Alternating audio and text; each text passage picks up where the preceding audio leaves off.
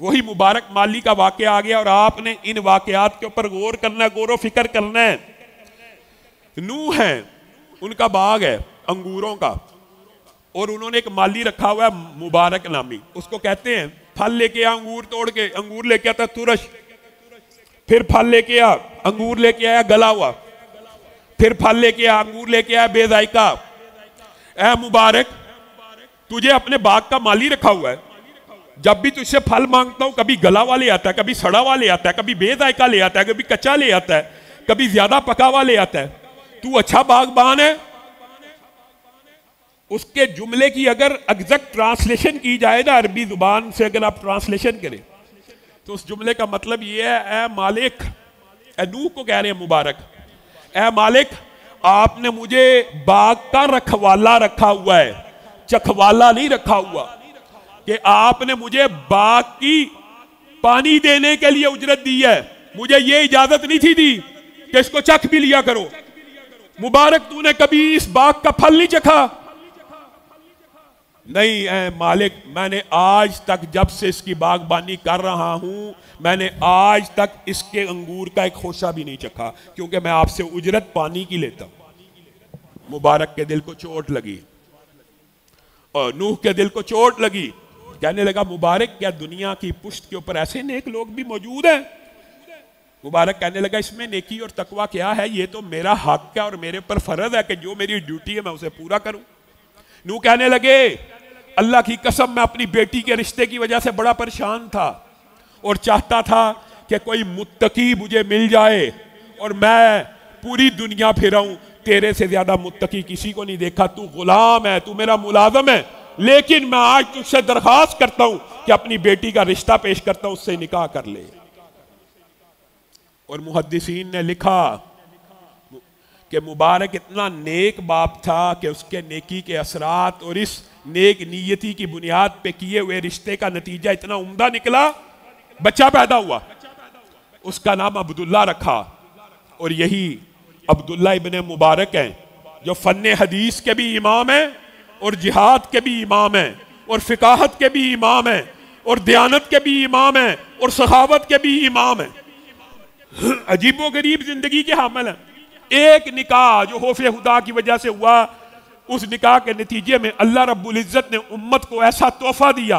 मुबारक एक आम शख्स ही तो थे, एक आम गुलाम ही तो थे, एक आम माली ही तो थे, एक बागबान ही तो थे, लेकिन अल्लाह से डरने वाले थे। अल्लाह ताला ने नतीजा ये दिया, सुभान अल्लाह। अब्दुल्ला इब्ने मुबारक की सीरत को अगर आप पढ़ते जाएं, आप रोते चले जाएं, रोते चले जाएं। इतनी अजीम शख्सियत, इतनी अजीम मुहद्दिस। आपको पता है ये जितने अकवाल हदीस के अंदर आपको मिलते हैं ना, लौलल असनाद, अगर इमाम अब्दुल्ला इब्ने मुबारक का ये कौल है कि ये जो असनाद है ना, असनाद सनद होती है जो हदीस की, ये दीन में से है, और अगर ये संदे ना हो तो हमारा दीन गिर जाता, जिसका जो जी चाहता रसूलुल्लाह से मंसूब कर लेता। बल्कि ये भी कहा, हम में और काफिरों में फर्क असनाद का है, ये इनका जुमला। और यही वो फकीह और मुहद्दिस हैं जिनका ये जुमला है कि अमर बिन साबत से हदीस नहीं लेनी। लोगों ने पूछा क्यों नहीं लेनी? कहा वो सहाबा को बुरा भला कहता है। ये मुहद्दिसीन के जो असूल बने हैं बाद में कि राफजियों से और सहाबा को गाली देने वाले से कोई रसूलुल्लाह का कौल नहीं लेना, इसकी इब्तिदा भी इमाम अब्दुल्ला इब्ने मुबारक के इस कौल से है। और यही वो अब्दुल्ला इब्ने मुबारक हैं। अल्लाह की कसम, बगदाद का बादशाह हारून रशीद है, महल से निकला कर्रफर के साथ, प्यादे हैं, घोड़े हैं, हमरा हैं, बहुत बड़ा लाओ लश्कर है। इत्तफाकन अब्दुल्ला इब्ने मुबारक भी उस दिन बगदाद में मौजूद थे और बाद रवायात में मुर्रा का वाकया। इमाम अब्दुल्ला इब्ने मुबारक कोई लाए लश्कर के साथ नहीं है, कोई प्यादे सरकारी हरकारे नहीं है, लेकिन लाखों लोगों का जम्मे गफीर अब्दुल्ला इब्ने मुबारक की सवारी के इर्द गिर्द है। हारून रशीद की बीवी पर्दे की ओर से देखती है कि एक तरफ मेरा हामन जा रहा है लाओ लश्कर लेकर और सरकारी प्यादों की फौज लेकर, और दूसरी तरफ एक मुहद्दिस जा रहा है जो बगैर किसी सरकारी अहलकार के अलावा फिर रहा है, और हजारों और लाखों लोग उसके पीछे चल रहे हैं। तो वो बेख्तियार जो अरबी का जुमला, ये भी इन्हीं के बारे में है। असल हुक्मरान अब्दुल्ला इब्ने मुबारक है जो लोगों के दिलों का हुक्मरान है। हारून रशीद, तुझे अल्लाह ने बादशाही तो दी है, लेकिन दिलों का हुक्मरान अब्दुल्ला इब्ने मुबारक है, तू लोगों की तख्त का और खिलाफत का बादशाह तो बन सकता है। यही अब्दुल्ला इब्ने मुबारक है जिनके पास एक हाशमी कुरैशी शहजादा आया और आके कहने लगा, ऐ अब्दुल्ला इब्ने मुबारक, मुझे हदीस सुना दीजिए, मैं ज़रा बड़ी जल्दी में हूँ। हदीस के दरस का भी वक़्त नहीं था। आया, बादशाह है, शहजादा है, बेटा छोड़ दो लाइटों को।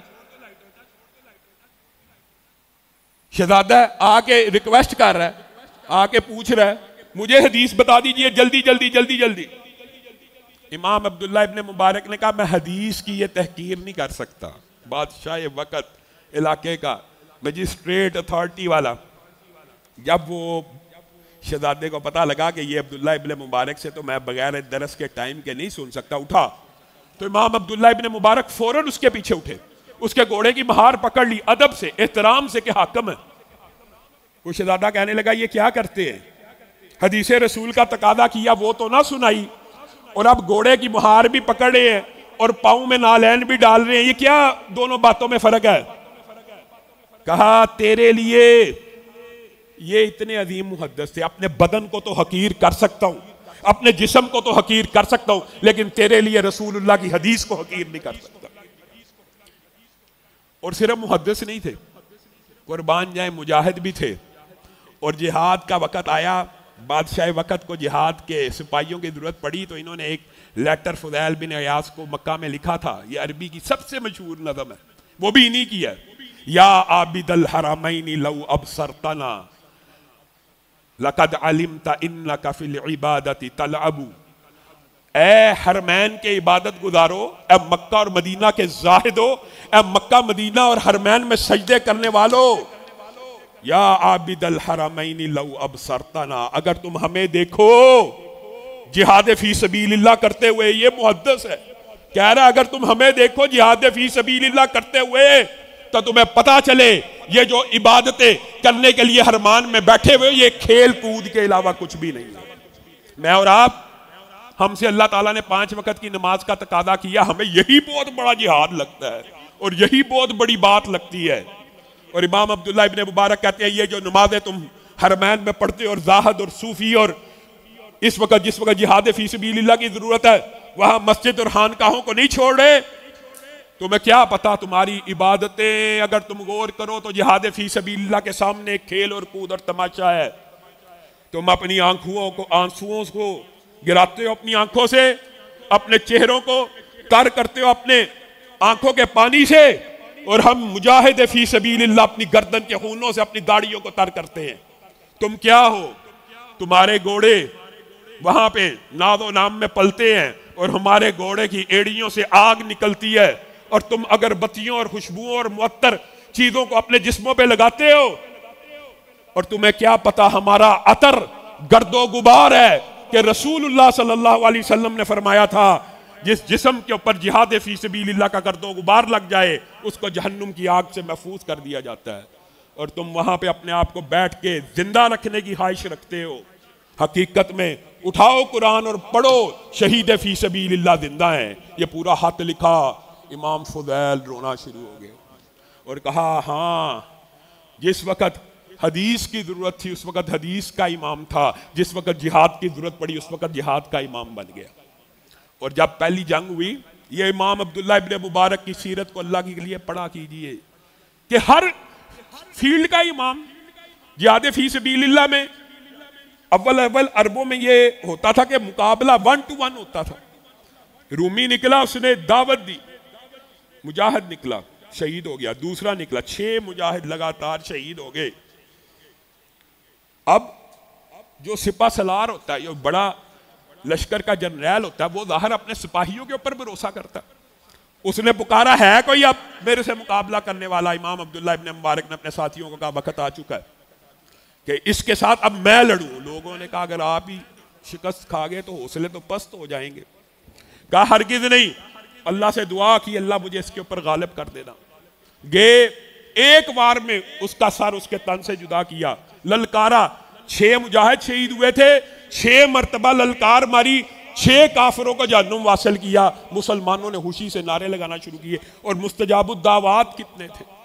एक अंधा आ गया, सच्चे सही सनद के साथ जो वाकयात है वो बयान कर रहा हूं। इनकी जात और शख्सियत के साथ सूफिया ने बड़े मनगढ़ंत किस्से भी मंसूब किए हुए। एक नबीना इनके पास आया और कहने लगा, नबीना मादरदाद अंदा, आप जो दुआ करते हैं अल्लाह आपकी दुआ सुन लेता है, आप मेरे सामने बैठ के अल्लाह से दुआ कीजिए, अल्लाह मेरी बिनाई लुटा दे। इमाम अब्दुल्ला बिन मुबारक ने कोशिश की, मैं आपके लिए दुआ करूंगा, नहीं, आप मेरे सामने दुआ कीजिए।